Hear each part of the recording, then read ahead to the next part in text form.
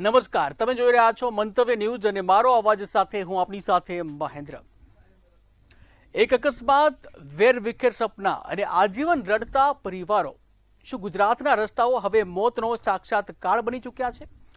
છેલ્લા 5 વર્ષમાં રાજ્યના માર્ગો પર 38,530 નિર્દોષ જિંદગીઓ લોહીથી હોમાઈ ગઈ છે। જે આંકડો નહીં, પરંતુ કોઈના ઘરના વાલસોયા દીકરા દીકરીઓ હતા। વિચાર કરો, દર કલાકે એક હસતો રમતો માણસ કાળનો કોળિયો બની રહ્યો છે, જ્યારે સીધા રસ્તા ઉપર સ્પીડની ક્ષણિક મજા યુવાનોની જિંદગી છીનવી લે છે। ત્યારે પાછળ રહેલા જે માતા પિતાની વેદનાનો કોઈ અંત નથી હોતો।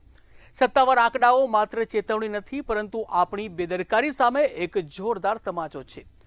હવે નાગરિકોએ જાગવું પડશે, નહીંતર આ કાળચક્ર ક્યારેય નહીં અટકે। આજે આ જ મુદ્દે જનતાના મંતવ્યો જાણવા છે અને શરૂઆત કરવી છે અમદાવાદથી। તો આવો જોઈએ અમદાવાદની જનતાના મંતવ્યો શું છે।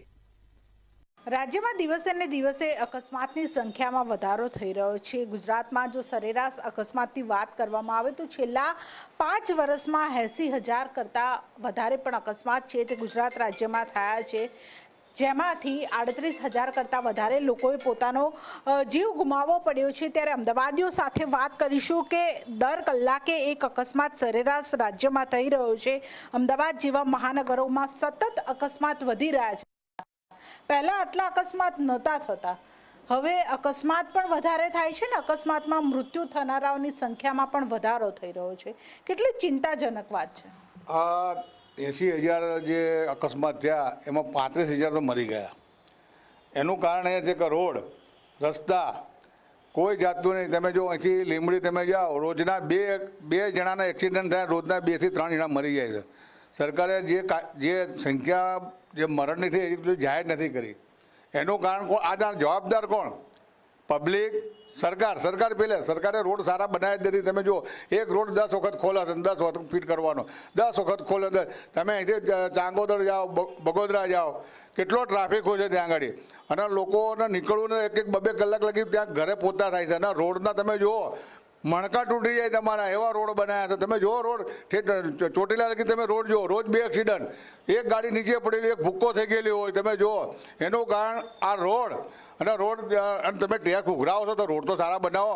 એનું કારણ એ છે કે આનો જે ભ્રષ્ટાચાર રોડોમાં થાય છે ને, એટલો કોઈ જગ્યાએ નથી। આપણા ગુજરાતમાં ફર્સ્ટ નંબરનો ભ્રષ્ટાચાર દેખાય છે।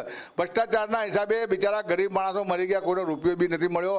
આજે 35,000 માણસો જેમ એના છોકરા વગરના થઈ ગયા એક્સિડન્ટોમાં। તમે પછી હેલ્મેટ બતાવો કે હેલ્મેટ પહેરો ને પેલું પહેરો, આ પહેરો, સીટ બેલ્ટ લગાવો। આમાં સીટ બેલ્ટનું ના હોય, ભાઈ તારો રોડ સારો હોય તો કોઈ પડી ના મરી જાય। એટલે લોકો કહી રહ્યા છે રોડની કામગીરી ઉપર સીધા સવાલો કરવામાં આવી રહ્યા છે, આક્ષેપો લગાવવામાં આવી રહ્યા છે। તમે શું કહેશો? તમે પણ રસ્તા ઉપર નીકળતા હશો, સવારે નીકળો ત્યારે આમ એવી મનમાં એવો ડર લાગે, રોડ જોઈને, અકસ્માતોની સંખ્યા જોઈને મનમાં શું થાય? એવું થાય છે કે ભાઈ આજે સવારે અગર બહાર નીકળ્યા અને ઘરે અગર આપણે સાજા રાત્રે પહોંચી ગયા તો આમ કહીએ ને બહુ મોટું અચીવમેન્ટ ફીલ થાય કે ભાઈ ચલો આપણે જેમ તેમ આપણે સાજા તો ઘરે આવી ગયા। કેમ કે ભાઈએ જેમ કીધું એ રીતની એમની વાત સાચી કે કોઈ રીતનું મેનેજમેન્ટ છે નહીં। રસ્તાઓમાં કામ ચાલુ કરી કરીને એનું કોઈ ધ્યાન રાખતા નથી, બરાબર કોઈ રીતનું એનું બોર્ડર લાઈન રાખતા નથી। મતલબ કે એક જે કહે ને કે સેટ રાખવું પડે એવું કોઈ જ હોતું નથી। સેફ્ટી રીતનું કોઈ વસ્તુ હોતું નથી। રોડો ખરાબ હોય છે, રોડ બનાવે તો રોડો પાછા બગડી જાય છે, એ રીતની વધારે શક્યતા છે। અને હેલ્મેટને સીટ બેલ્ટ બાંધવી વાત સાચી છે કે માણસ બાંધે, પણ તમે રોડ જ વ્યવસ્થિત નહીં રાખો તો જેના કારણે અકસ્માત થાય છે એનું મેઇન કારણ જ એ છે। સિવિક સેન્સ બી જરૂરી છે કે નહીં? બહુ જ એ જરૂરી છે ખરી, પણ એનું રીઝન છે કે ટ્રાફિક બધું થાય, પબ્લિક ગાંડી થવાની છે, કોઈ મેનેજમેન્ટ ના હોય, એટલે મેનેજમેન્ટની બી જરૂરી છે આની અંદર। સિવિક સેન્સ તો અત્યારે નથી જ રહ્યું। અગર જોવા જઈએ તો એ વસ્તુ બી વિચારવા જેવી છે। પબ્લિકની ભૂલો છે બરાબર, પણ સાથે સાથે ગવર્મેન્ટને બી સમજવું પડે ને, તમે સુવિધા આપો છો તો આપો તો વ્યવસ્થિત આપો ને। અગર કામ કરો છો તો વ્યવસ્થિત કરો ને। તો એ વસ્તુ એમને બી સમજવાની અને કરવાની જરૂર છે, ને પબ્લિકને બી સમજવાની જરૂર છે, બરાબર। વધારે પડતું પણ ગવર્મેન્ટ જે રીતે કરે છે એ બધી વસ્તુમાં થોડીક વધારે ધ્યાન આપવાની જરૂર છે। એટલે સરકારે જે નિયમો બનાવ્યા છે તે નિયમો ઉપર પણ ધ્યાન આપવાની જરૂર છે, સાથે સાથે જે રોડ રસ્તાની ગુણવત્તા છે તે પણ સુધારવાની જરૂર છે। તમે શું કહેશો? લોકો પહેલા ટ્રાફિકના નિયમનું પાલન કરે છે, લાગે છે તમને? કોઈ નહીં કરતો મેડમ। આજે તો આ ટાઈમ ઉપર તો હાવ જ પતી ગયેલો કેસ છે આવું કે ઠીક ગમે ત્યાં કટોરો કામ ચાલુ, ગમે ત્યાં કંઈ પણ બી કામ ચાલુ હોય, આમ ઘરે નીકળે હવાય ને આમ થાય સાંજે ઘરે પહોંચું કે નહીં હાઈ રીતે. હવે મેડમ થાકી ગયા છીએ. આ સરકાર ના બાજુ ઝાંકમાં રાખી જાવ લોકોને.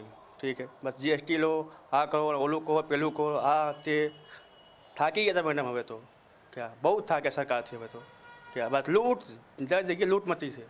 આ કરો, ઓલું કહો, પેલું કરો, થાકી ગયા હવે તો ક્યાં. એટલે લોકો કહી રહ્યા છે કે ટેક્સ ભરીએ છીએ પરંતુ ટેક્સની સામે રોડ રસ્તા ઉપર એવી સુવિધા નથી મળી રહી.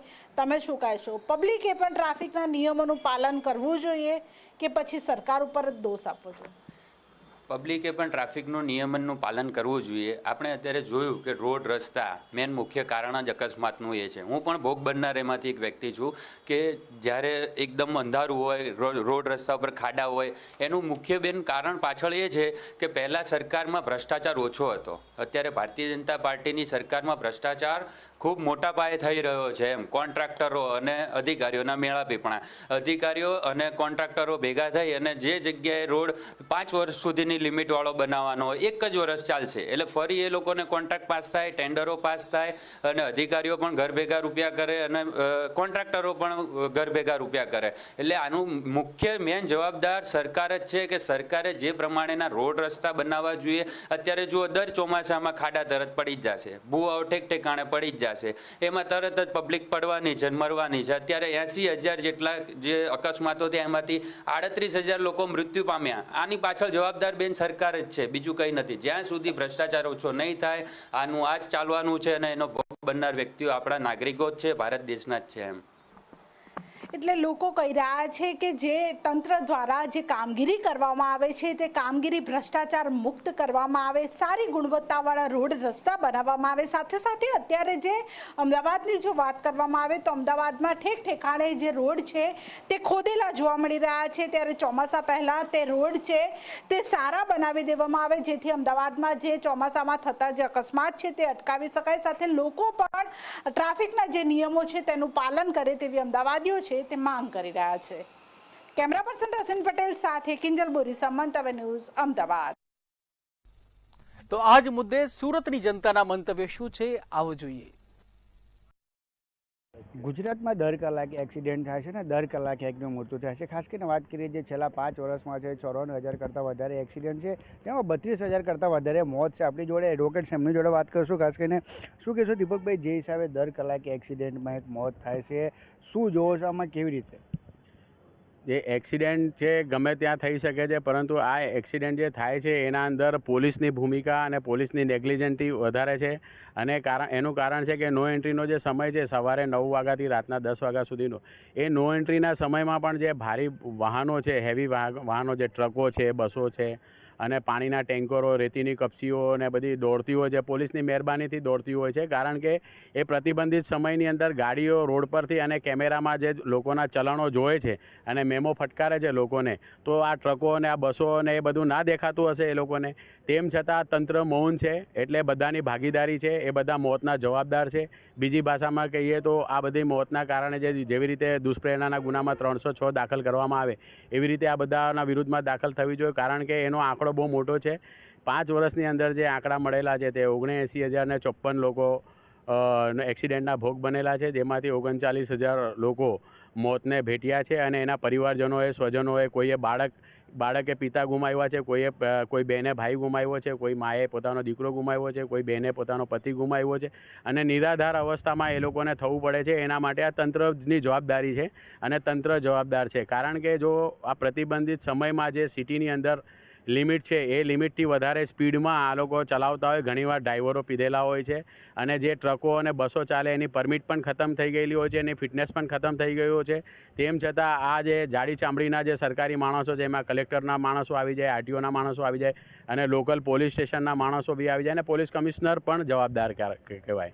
કારણ કે આ લોકો દારૂના જે અડ્ડાઓ છે ત્યાંથી હપ્તા લઈ લે છે, તો આ લોકો પાસેથી બી હપ્તા લે છે. બાકી આ લોકોની મહેરબાની ના હોય તો એક ટ્રક એક પોઈન્ટથી બીજા પોઈન્ટ પર પસાર પણ ના થઈ શકે.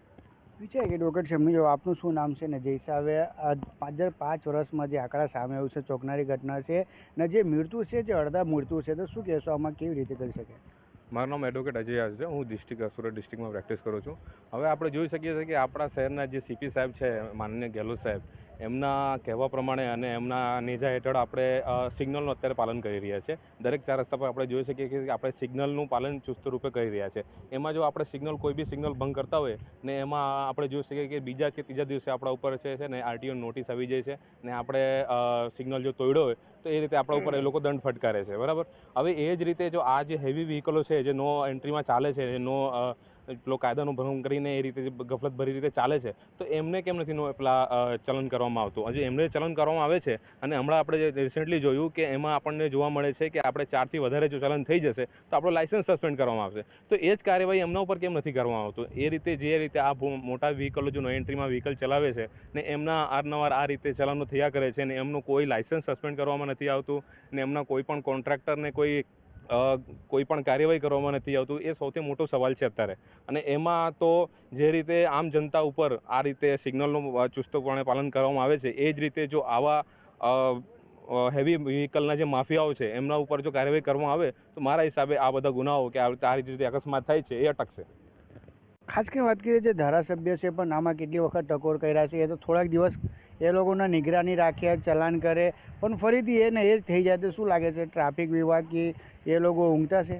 જે ધારાસભ્યો ટકોર કરી રહ્યા છે, મારા મત પ્રમાણે તો પહેલાં તો રેકોર્ડ કઢાવવું જોઈએ કે એમના જ કેટલા ટ્રકો એમાં ચાલી રહ્યા છે. જો એનું તપાસ કરવામાં આવે તો બધી દૂધને પાણી થઈ જાય કે જે ધારાસભ્યો આ રીતે ટકોર કરીને વારંવાર વચ્ચે મીડિયામાં આવે છે અને એમ કહે છે કે આ રીતે એમના પર કાર્યવાહી થવાની છે, તો એમના જ કેટલા માણસો અને એમના જ કેટલા સાગીરદારોનો ટ્રક આ બધી મેટ્રોમાં ચાલી રહ્યા છે, એનું તપાસનો વિષય છે. બિલકુલ, એક બેન છે એમની જોડે વાત કરીશું. આપનું શું નામ છે ને જે હિસાબે દર કલાકે એક્સિડન્ટ થાય છે, દર કલાકે મોત થાય છે, શું કહેશો? સિંહ છે. આજે એક્સિડન્ટ થાય છે એનું મોટું કારણ છે ભ્રષ્ટાચાર. ખાલી પોતાનું પ્રોફિટ વધારે કમાવા માટે એ લોકો વગર ટ્રેનિંગ, વગર એક્સપિરિયન્સ જો કોઈને પણ નોકરી પર રાખી લે કે પગાર ઓછા આપવાનો, બાકીના ઉપરના બધા પૈસા તંત્ર એ લોકોના ઘરે લઈ જાય. ટ્રેનિંગ નથી આપતા, ટાઈમ ટુ ટાઈમ એ લોકો ચેક નથી કરતા કે જે ડ્રાઈવરો છે એ ડ્રિંક કરે છે કે નોર્મલ રીતે ચલાવે છે, એ લોકો એક જવાબદાર નાગરિક છે કે નહીં. ખાલી એ લોકોનો પગાર ઓછા આપવાનું હોય એટલે એ લોકો સસ્તા માણસ પકડીને ડ્રાઇવિંગ માટે મૂકી દે. એ લોકો ટાઈમ ટુ ટાઈમ ટ્રેનિંગ નથી આપતા, કોઈનું ધ્યાન નથી દેતા, ખાલી એ લોકોનું પર્સનલ પ્રોફિટમાં ધ્યાન આપે.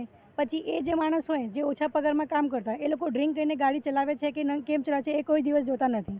ટાઈમ ટુ ટાઈમ એ લોકોને ટ્રેનિંગ આપતા નથી, ટ્રાફિકનો રૂલ બતાવતા નથી. ખાલી પોતાનું પ્રોફિટ જોવા માટે ઓછા પગારમાં માણસો મૂકે છે, ઓછા પગારના ડ્રાઈવરો રાખે છે. એના કારણે આ બધા સોસાયટીમાં આટલું બધું રિસ્ક છે. This is crime against society કે તમે જે આ 4 માણસને મોકલો છો એના કારણે 400 માણસ રિસ્કમાં આવી જાય છે. જે માણસ આટલી મોટી ગાડી લઈને બહાર નીકળે છે એનો તમે ડ્રાઇવિંગ લાઇસન્સ નથી જોતા કે એક્સપિરિયન્સ માણસ છે કે નહીં. અમુક લોકો તો બોગસ ડ્રાઇવિંગ લાઇસન્સ લઈને પણ નોકરી લેવા ચાલ્યા જાય છે. પગાર ઓછી આપી હોય એટલે એ લોકોને ડ્રાઇવિંગનું કામ પણ આપી દે છે. પણ એ લોકોના કારણે કેટલા લોકો, અમે ઘરેથી નથી નીકળતા કે જ્યારે અર્જન્ટ ના હોય તો ઘરેથી નહીં નીકળાય, કેમ કે એ લોકો તો નીકળીને ભાગી જાય. પાછળથી પકડાય અઠવાડિયા 10 દિવસ પછી એ લોકો ડ્રિંક કરેલા હતા કે કેવી પરિસ્થિતિમાં તો કોઈને ખબર ના પડે. પણ એમાં તો અમારા જાન તો જોખમમાં છે ને. તો સોસાયટી માટે આ વસ્તુનું ધ્યાન રાખવું જોઈએ. દર મહિને લોકોનું ઇન્સ્પેક્શન કરવું જોઈએ કે જે ડ્રાઈવર છે એ ડ્રિંક કરે છે કે નહીં ડ્રિંક કરે છે, એ વ્યવસ્થિત ડ્રાઇવિંગ જાણે છે કે નહીં જાણે છે. પગાર વધારે આપો પણ માણસ સારા રાખો. વાત કરીએ પગાર વધારે રાખો, માણસ સારા રાખો, પણ જે પણ ડમ્પર માલિક હોય એના તો એવું જોઈએ ને કે અમારે તો કામ થાય છે, એક્સિડન્ટ થાય ત્યારે ડ્રાઈવર હાજર થઈ જાય છે સામેથી, આપણે એક્સિડન્ટનો ગુના દાખલ કરીને પોલીસ પણ પૂર્ણ કરીએ. પણ જે પણ વ્યક્તિને ઘરમાંથી કોઈ એક માણસ મળ્યું એનું આખું જિંદગીમાં એમ અફસોસ રહે છે કે આ સમયે ઘરની બહાર ન નીકળ્યો હતો તો એક્સિડન્ટ નહીં થતે. જે પણ વ્યક્તિ મોત છે એના માટે આખું ઘર જાય છે, શું કહે? એ તો વાત છે, કોઈ નથી સમજતા કે આજે અમારા ઘર છે કાલે તમારા ઘર પણ આ રિસ્કમાં આવી જશે. ડમ્પર માલિક હોય કે આપણે ટ્રાફિક ડિપાર્ટમેન્ટ હોય કે આપણા પોલીસ ડિપાર્ટમેન્ટ હોય, બધાને આ વસ્તુને સમજવું જોઈએ કે જો એકબીજાના સાથ મળીને આપણે ચાલે તો આપણી સોસાયટી સેફ રહે. બધી જગ્યા છે તો કરપ્શનનું કોઈ જગ્યાએ છોડવા જેવું છે નહીં. અહીંયા પણ જો આપણા પૈસા વધારે બનતા હોય તો આપણે સસ્તા ડ્રાઈવર રાખીને ઓછા પૈસામાં ડ્રાઈવરને મૂકાઈ દેવાનું. એ લોકો નથી જોતા કે એનું ડ્રાઇવિંગ લાઇસન્સ છે કે નહીં, ડ્રાઇવિંગ લાઇસન્સ એક્સપાયર થઈ ગયા છે, ખરેખર એને ગાડી ચલાવતા આવે છે કે નહીં. હેવી વ્હીકલ આપી દે છે કોઈ LMB, લાર્જ મોટર વ્હીકલ, એ વગર ટ્રેનિંગ વગર ધ્યાન અપાવે કે આ રીતે તમારે અહીંયા કામ કરવાનું, બસ ખાલી આપી દે કે હા ઓછા પગારમાં માણસ કામ કરવા તૈયાર છે તો આને રાખવાનું, ઉપરના બધા કમિશન આપણે ઘરે લઈ જવાનું. બીજા એક બેન છે, બીજો આપનું શું નામ છે ને જે હિસાબે દર કલાકે એક્સિડન્ટ થાય છે, દર કલાકે ક્યાંક તો મોત આવે છે, કોઈ પણ ફેમિલીમાં એક મોત થાય છે એનું આખું સરસા ઉગડી જાય છે, શું કહેશો? હા, હું મેડમ, મારું નામ પ્રિયંકા છે, એડવોકેટ પ્રિયંકા. હું આજે મેડમ બોલ્યા છે કે એમને વિધાઉટ ટ્રેનિંગ રાખવામાં આવે છે, એ એકદમ સાચી વાત છે. એકચ્યુઅલી મેં પણ જ્યારથી એક્ટિવા ચલાવું છું ને, તો હું જોઉં છું કે જે મોટા વ્હીકલો છે એ લોકો ધ્યાન નહીં આપે આજુબાજુમાં, કે કાંથી અહીંથી કોઈ વાહન પસાર થાય છે, આપણે ધ્યાન રાખવું પડે છે. નાના જે વ્હીકલ ચલાવે છે કે આપણે સામે સપોઝ મોટું વ્હીકલ પલટે છે તો એની પાછળથી નહીં જવાનું, એ આપણે ધ્યાન રાખવું. પણ એ લોકોનું ક્યારેય ધ્યાન રહેતું નથી કે આપણા આજુબાજુમાંથી કોઈ વ્હીકલ પસાર થાય છે તો આપણે ધ્યાન રાખીને ટર્ન કરવાનું છે. પણ આવું કોઈ દિવસ નહીં બન્યું છે જ્યાં સુધી મેં જોઉં છું. તો એટલા માટે આ જે એક્સિડન્ટ થાય છે મોટા વ્હીકલથી, એ જે એના માટે જ થાય છે કે એ લોકો વ્યવસ્થિત ધ્યાન નહીં આપતા હોય છે ઓલવેઝ. મોટા વાહન હોય કે નાના વાહન, જ્યારે કોઈ પણ સિટી બસ હોય એના પણ એક્સિડન્ટ થઈ જાય છે. જે સિટીમાં ચાલતું હોય એમાં અમુકમાં સિટી બસમાં એવું પણ હોય છે કે જેને ડ્રાઈવર છે એના ભાનમાં ના હોય, કે પછી કોઈ પણ ગાડીને એક્સિડન્ટ થઈ જાય એમાં એક મોત થઈ જાય છે. જે મોતમાં થયું હોય એના પરિવારને આખું સંસાર ઉજળી જાય છે. કેમ કે એમ પણ બનશે કે એના ઉપર જ આખું ઘર ચાલતું હોય, એ પણ બનશે કે તે કેવી રીતે જોવો છો? એકચ્યુઅલી મેન તો એમને ધ્યાન રાખવું જોઈએ. જે સિટી બસ ચલાવતા ડ્રાઈવરો પણ છે એ પણ બહુ રફલી ડ્રાઈવ કરે છે.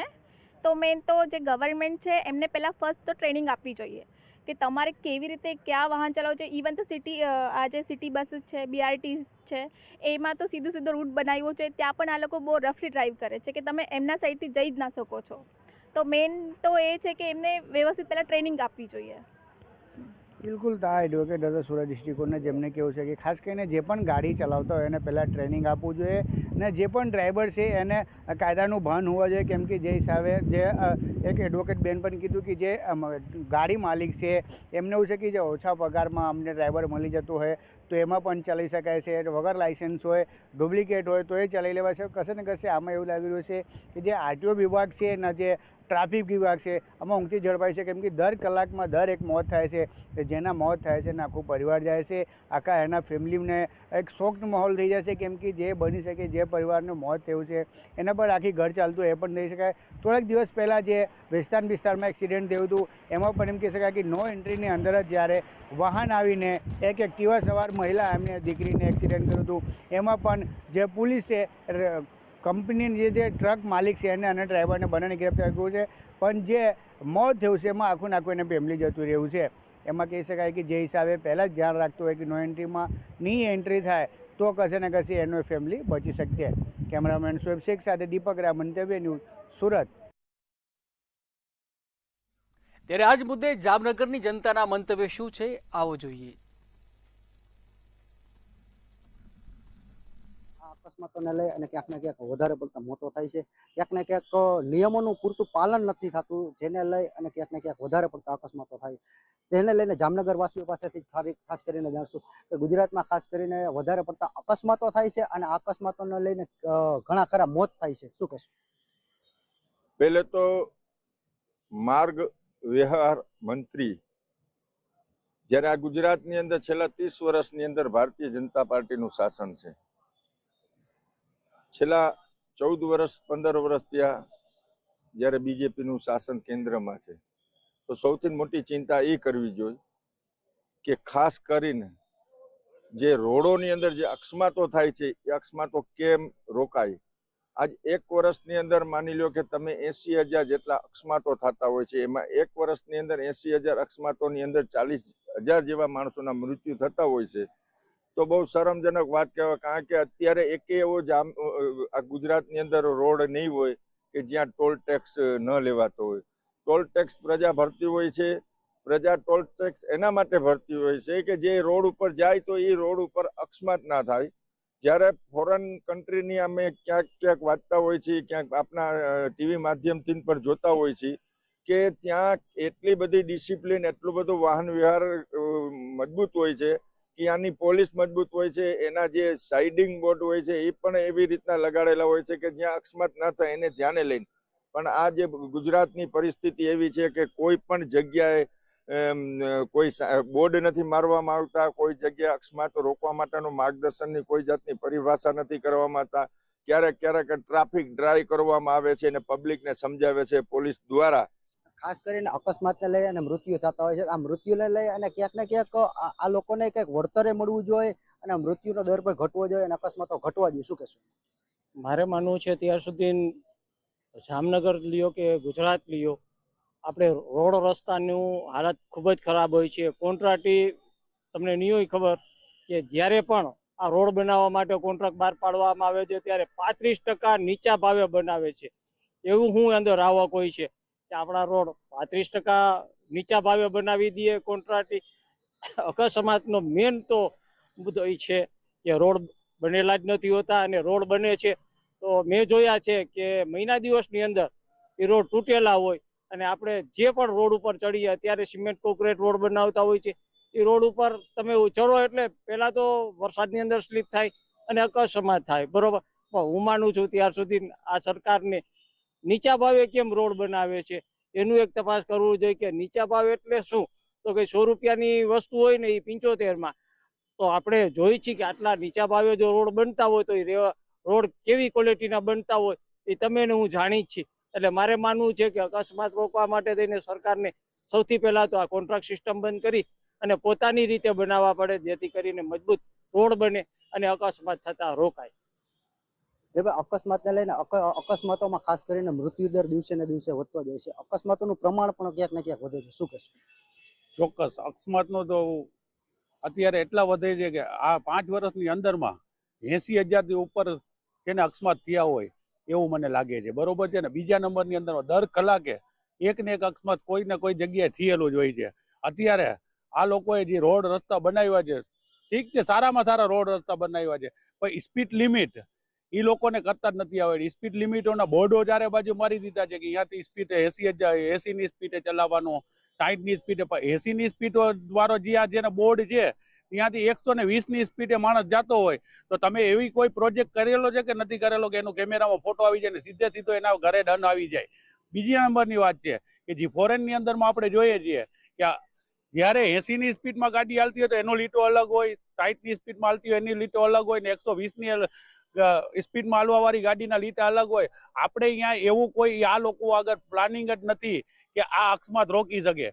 રોડ બનાવી નાખ્યો, રોડ ઉપર સીધા પટ્ટા નાખી દીધા કે રોડ બની ગયો, સારો બન્યો છે રોડ, પણ એના ઉપર તમે સ્પીડ લિમિટ તો કંઈક રાખો. અત્યારે ટોલ આવડા ઉઘરાવવામાં આવે છે કે જ્યાં ટોલની રકમો માણસો ચૂકીને ઓલું થઈ જાય છે, તો તમે ટોલ ઉઘરાવવામાં તમે નવરા નથી થતા.